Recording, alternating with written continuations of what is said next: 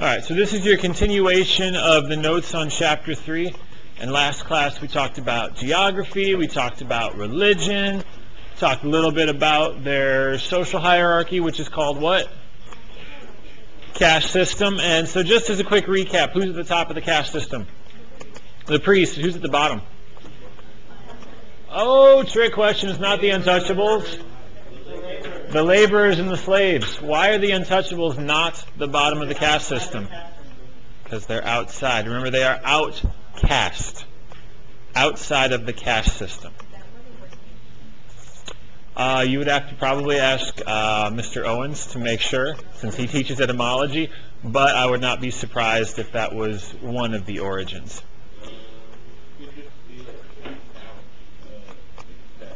Right. Right. So there are some other options of where it could have come from. And we talked a little bit about India's geography and how India's geography influences their civilization. And what were some of the major points that we talked about with geography? It split the unified vertically. Good. There were lots of geographic regions in India, so it split them up and made it really, really hard to unify them politically, much like what other major civilization? Greece. Good job. Anything else that stuck out from last class that you found interesting and or confusing? Yes, ma'am.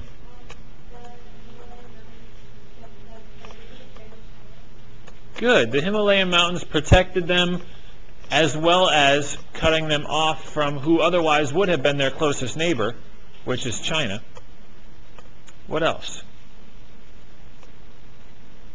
Anything else that stuck out yesterday, either from geography or religion or the caste system? Anything even that you just found kind of interesting? Yeah. There's a big pass in the northwest where invading people can come in. Good. So unlike China, India is open in the northwest section. There's a gaping hole where the Himalayan mountains stop before you get to the ocean, which is going to allow Central Asian invaders, people from Mesopotamia. It's going to give all of them access to India. Alia?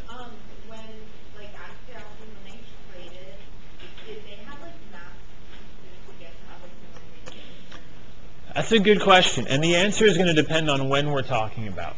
Early on, compasses, not so much. Basic maps, absolutely. First by the, I want to say Chinese, but I don't remember the time frame, but I think it is during the end of the classical age.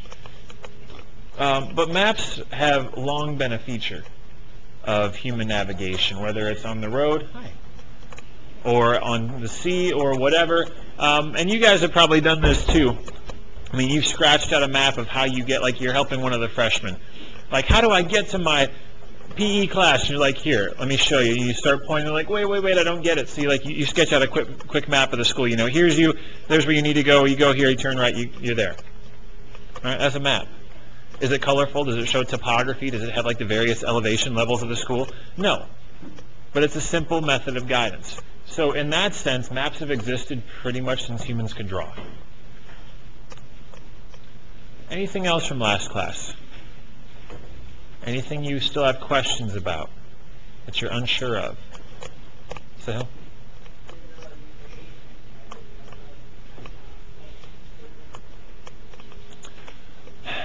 To an extent. And you guys see this with weather around here. I mean, did it ever snow last year? No. On average, do we get winter? Yeah. Yes. So, on the average, are the river's floods fairly predictable and stable and not completely life-threatening? Yeah, by and large, whether you're talking about Mesopotamia or India or Egypt. Every once in a while, simply because it's a bizarre spring or winter or whatever, are you going to have excessive flooding and houses being washed away and things like that? Yeah, it's going to happen. But on the whole, fairly stable. Or that you know, knowing how to do Snowmageddon. Fantastic. Or we were out of school for what, like a week and a half straight? Where instead of the phone call at 5 in the morning saying there's no school today, you got the phone call at 5 in the morning saying there's no school till next week. It's like, yeah. That was awesome. Yeah, you got the snow, it froze, it snowed on top of that, so even if they shoveled off the top layer, there was still ice below. It was glorious. All right, so today we're going to touch on Indian society a little bit more. We're going to get into a little bit more about government and trade, a little bit about the arts, and we're going to call it a day. So that's the goal, to make you all experts on the rest of India in the next 35 minutes. Okay, so looking at society, and Nicholas already touched on this, and I think it was Emily that said it last time. India's geography was very, very diverse. There are lots of different regions. You look at the U.S., we have lots of different regions. We have the South, and we have the North. Is life different in the South, stereotypically, from the North? Do people speak differently? Yeah. Yes. Or at least we assume that they do. Are different foods preferred? Black can disappear far oftentimes. It's true. And in Virginia, we get a nice blend of the two.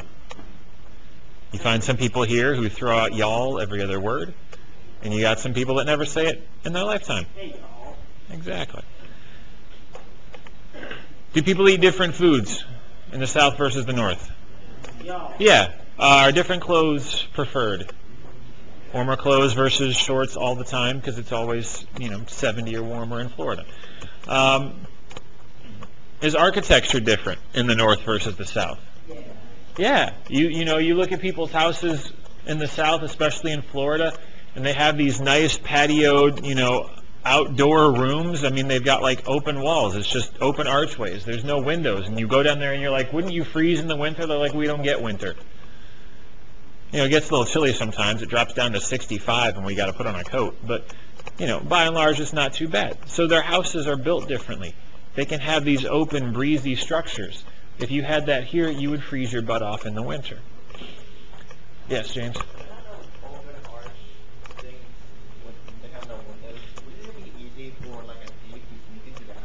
Well, and so as you get into the interior, that's when you do actually see windows or you see locked doors or things like that. But yeah. David? Feels like here, Mm-hmm. you get a mix of too cold during winter and too hot during summer. I don't know about too cold, because I originally came from Wisconsin. Let me tell you about too cold.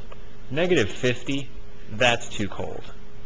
0, I barely put on a coat. My parents are from New England, but Yeah, that gets cold. Here, we don't really get cold. Well, my an uncle who lives in Florida, and he says everyone down there has a pool in their backyard. Mm-hmm. And so everyone down there also has allergies. Well, not all of them, but yeah, it certainly does happen.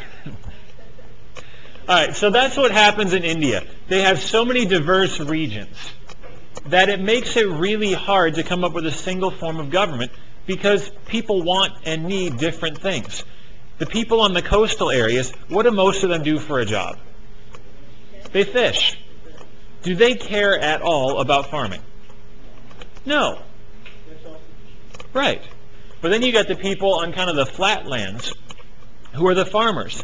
Do they care about fishing and boat travel? No. And then you've got the nomadic herders up in the hillsides and the mountains who have their flocks of goats or sheep or whatever. Do they care about farming and or fishing? No. So you've got these three disparate groups of people, each with their own concerns, and any one government that tried to rule over all of them would have a really hard time coming up with laws that worked for everybody, which is why they never really centralized.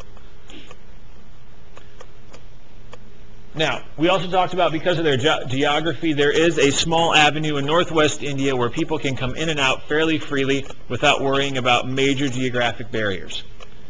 The largest group of invaders, and there were many, many groups, but the largest group that has the biggest impact is probably the Aryans. And when the Aryans come in, and I see you guys are doing an excellent job of not copying, but you're waiting for me. I'm proud of you. This is progress. When the Aryans come in, they are a group of nomads. Do nomads by nature typically care a lot about farming? Do nomads by nature typically care a lot about settling down? No. So why would they invade?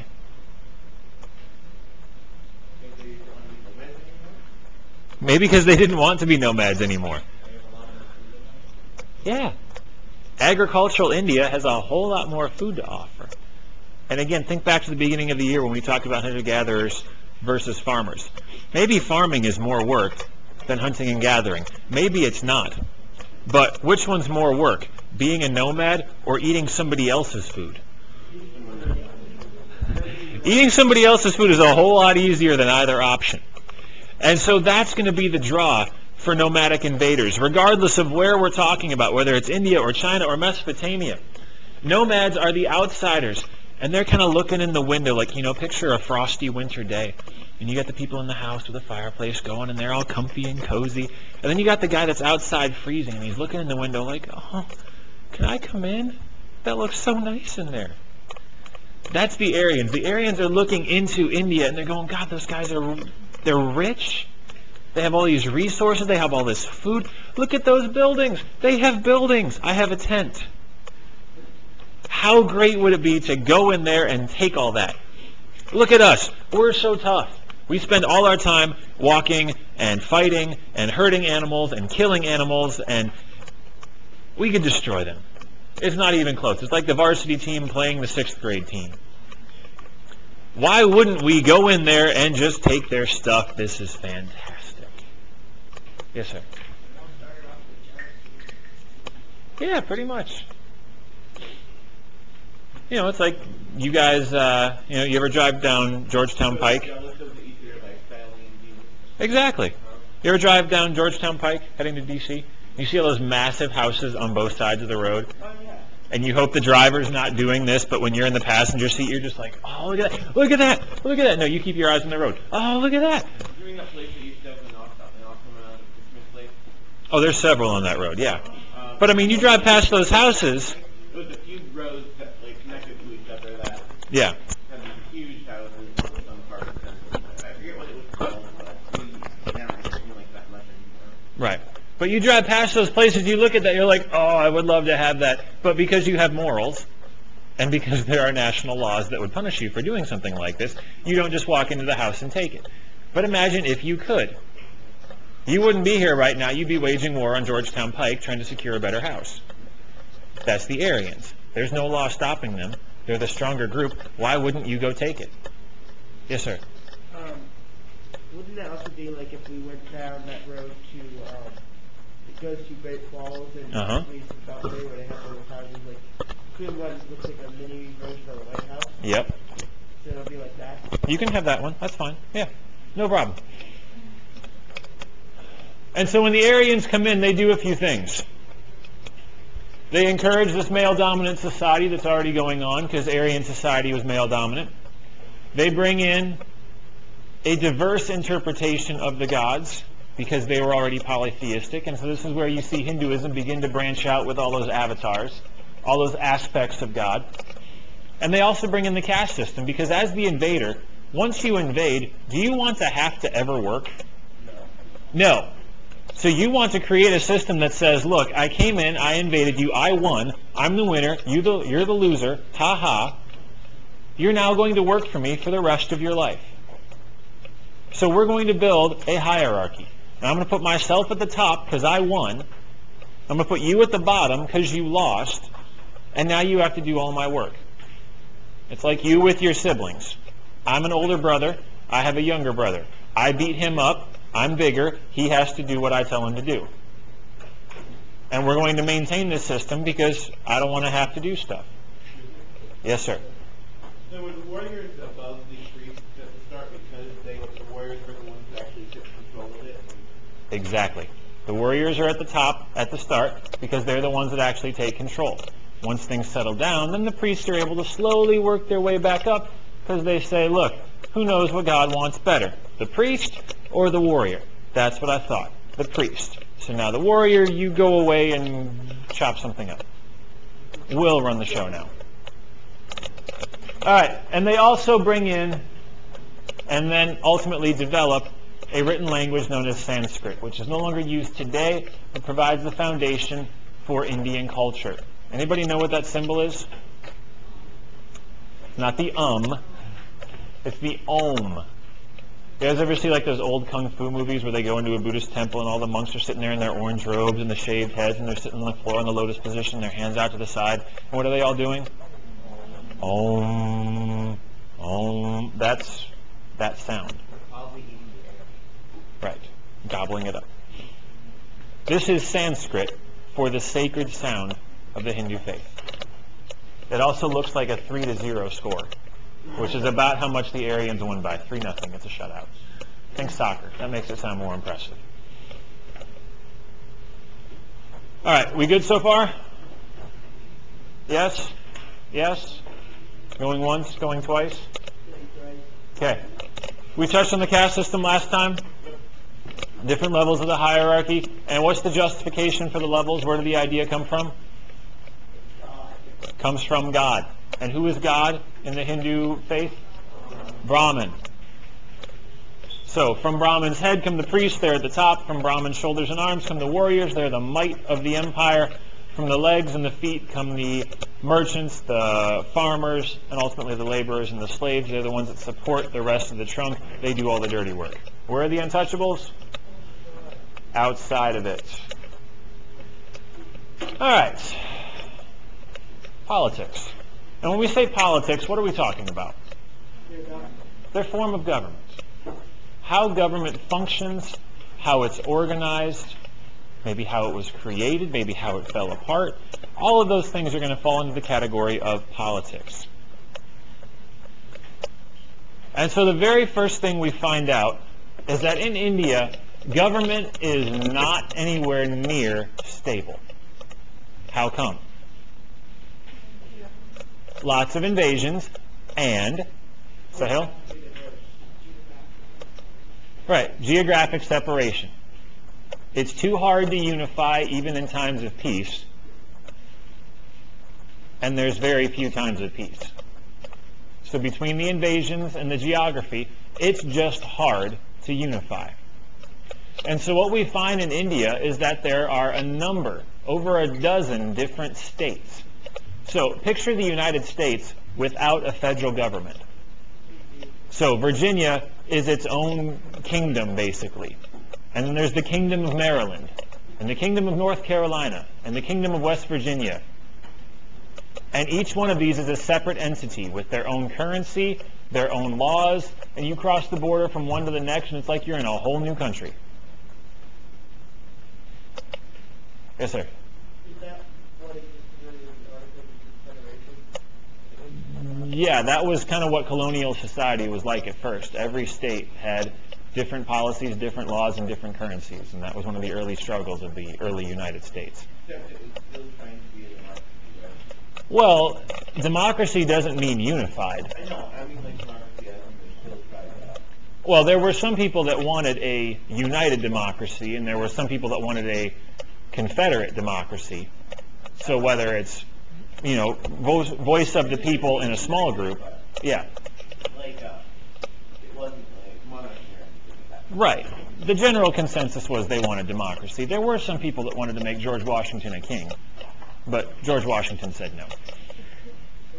Emily, what was your question? So, if they all had like separate little kingdoms, then how was it considered like one entire India? Because in two instances, the Mauryans and the Guptas, you do see these states united. In two different cases, there is a charismatic leader that is able to seize power and either through force or diplomacy or a combination of the two, join many of, if not all of, these states together. Mauryans come first, and you need to know two people. Chandragupta Maurya and Ashoka, his grandson. The person between them are named. Probably by his father, but not in this class. Because if we ever cover everybody, you're going to be older and grayer than I am before we ever get out of here. So we are going to skip a lot of people. There are records of Ashoka's father. There is, I just don't happen to know it. All right, so Chandragupta is the guy that's going to unite the majority of what's in yellow on this upper map. the majority of those 16 Indian states will fall under his rule during the last couple centuries of the before Common Era period. And he does it through military might, which isn't really shocking because that's how everybody builds an empire early on. You threaten to beat somebody up, or you actually beat somebody up until they agree to follow your orders. And Ashoka, when he kind of inherits this empire, oh man, does he love to fight.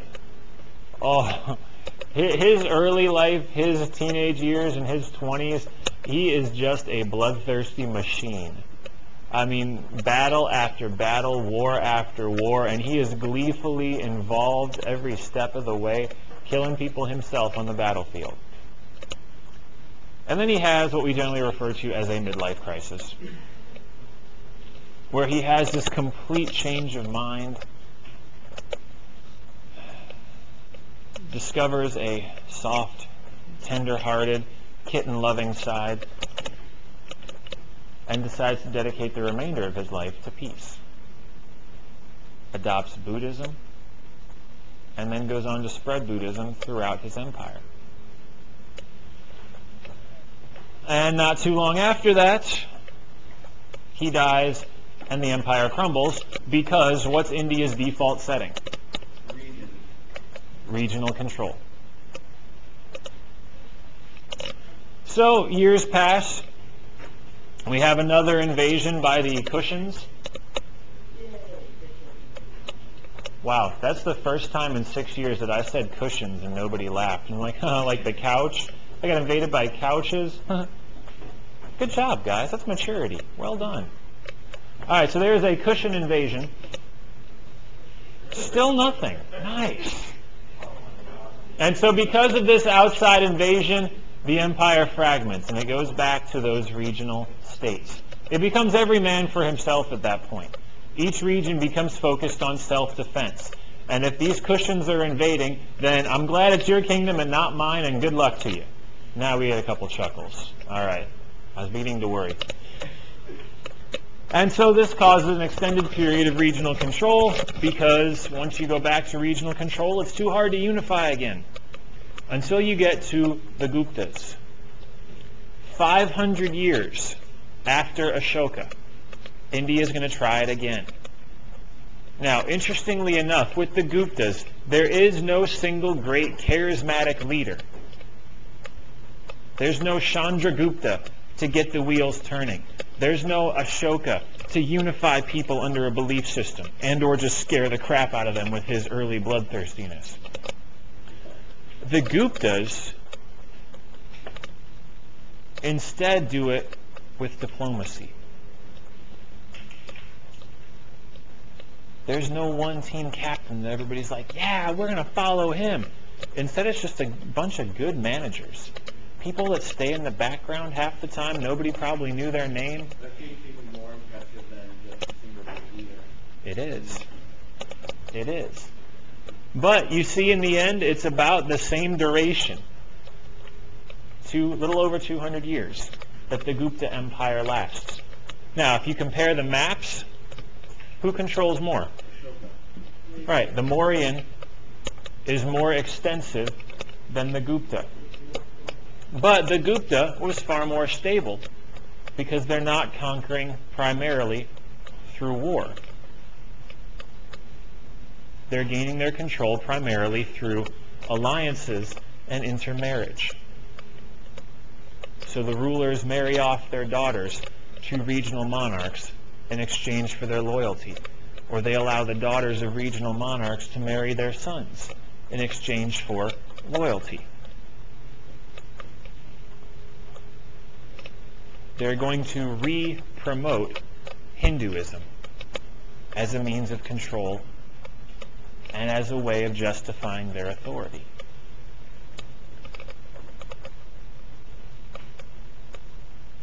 And unlike the Mauryans, the Guptas are going to avoid using a bureaucracy and instead just allow each kingdom to still do a lot of the day-to-day business the way they always have. Why would you do that? So you don't strain the relationship. So you don't strain the relationship. You give them a little bit of trust, you give them a little bit of leeway, and maybe that keeps things going more smoothly. You know, it's like why your parents probably don't get a babysitter now for you. They give you that much trust, at least, that you're not going to burn the house down by yourself. But maybe they leave a webcam turned on someplace in the corner just to check on you. They got that app on their phone where they can watch through the cameras in the house. But again, what's India's default setting? Regional kingdoms. And so, even as good a managers as the Gupta were, it still falls apart. Largely, though, because there's once again an outside invading force that comes in and rocks the boat. And this time, it's the Huns. Now, Huns, just to clarify, is kind of a cultural designation. It is not a one specific group of people. So when we say the Huns invade India, where do you usually think of the Huns invading? China. Same kind of people, not the same group. It's not like there was an army that was like, all right, guys, here's what we're going to do. We're going to run down to India and blow stuff up there. And then we're going to cross the Himalayas. We're going to go to China and jump over the Great Wall, and we're going to blow stuff up there. And then we're going to head into Europe and mess with the Romans just to complete the hat trick. It's a hockey term. It means you get 3. Right, that's where you get the 3-0 thing, right? When we talk about the Huns, it is a category of people. It was not the same army going to all the places. It is not the guy in Mulan killing everybody all over the world. All right, are we good here? Yes, Alia? Is it kind of like the same, like people, like the same nationality? Yeah. So it would be more like when we talk about the Mongols, and there's a Mongol army that goes west, and there's a Mongol army that goes to Russia, and a Mongol army that goes to India. Except in the Mongol case, there was one general kind of overseeing all of that and telling them, you go here, you go here, you go there. With the Huns, it was just, hey, this group happened to go off in that direction, and this group of Huns happened to go over there, and there's no central control over it. Hannah? Autocratic. Good question. Autocratic typically means, well, let me ask you guys first. Does anybody know? Does it kind of handle itself if things go well? Not quite. Nicholas? Supreme leader who holds all the power. A supreme leader who holds all the power. Very good. So autocracy. Is it synonym for dictatorship? Yes, it's very similar. An autocracy is a system of government in which an individual holds total power. So does autocracy generally hold a negative connotation with dictatorship? Not as much as dictator, because dictator usually has the perception of being a bad guy who seized power. Okay. Autocracy just means you have total power, not that you're necessarily a bad guy. So it's system for choosing. Right. Emily? Did India accomplish more when it was like under centralized rule or Oh, that's a tricky question. Did it accomplish more? What sections you're looking at? Right. It almost goes back to our conversation about what's better for society, to be agricultural or to be hunter-gatherers. Is there more learning and more art and more building that takes place when there's a central government? Yeah. Does that mean that's better for the people? Not necessarily. You know, you look at China. Shi Huangdi was a great organizer and conscripted thousands of peasants to build an amazing wall that's visible from space. Do we count that as an accomplishment? Absolutely. Was that good? I don't know. So you raise a really good question. And so yes, under the Mauryans and the Guptas, India accomplishes a lot. Is that a good thing? I don't know. I wish my shrugs showed up better on video. which is more like successful?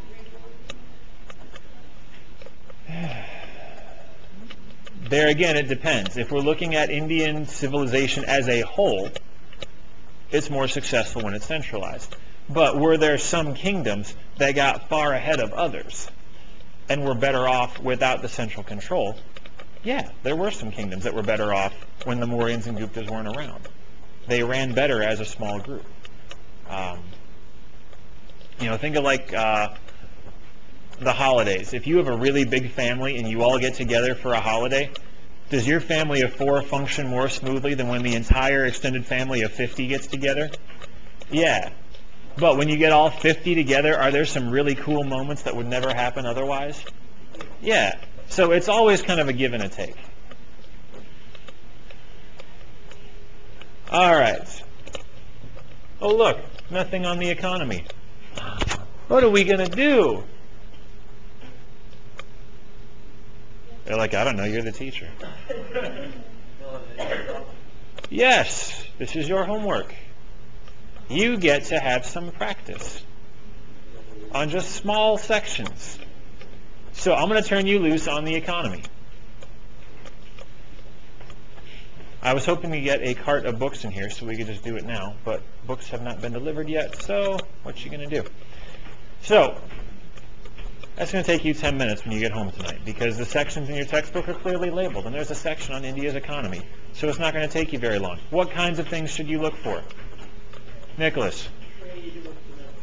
Who do they trade with and what do they trade? What else? What else would go under economy? Sahil? What they trade, so products that are popular and prevalent in India. That products come from or which regions or some primary trade regions in which they display for something. Okay. Regions that produce stuff or regions that do the trading. What else? Variety of product. Variety of product. All right, get away from trade. What other things go with economy? Emily? All right, what they grow. What their agricultural economy produces. What else? Currency. What do they use? Is it a barter economy? Or do they actually have some form of money? What else would go under economy? Taxation. Taxation. Who gets hit the hardest? Who pays the most taxes? Who do the taxes benefit?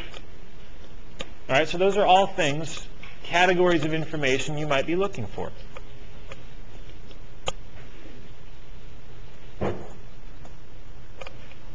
Oh, yeah. And then take a quick look at technology. And just come up with a short list of things that India develops. It does not need to be exhaustive. You do not need to scour the book for every single new idea and invention. But what are some things that they might have created or improved upon? Math? Science? Surgery, medicine, architecture, art. Right, different kinds of inventions. Again, it does not need to be the most exhaustive list on the planet. You don't need to come up with 100 items. In fact, if you've hit 10, you should stop. It's more just to give you a general sense of what these early civilizations are doing, because they're typically things that we take for granted. So, this is a chance for you to practice pulling information out of the text. We're going to slowly wean you off of me as your primary source of information. So you've had a couple chapters now where I've shown you what to look for. You've got a chapter where I gave you 3/4 of the information, and you're just going to find a couple small pieces. And then for the next chapter, you are flying solo.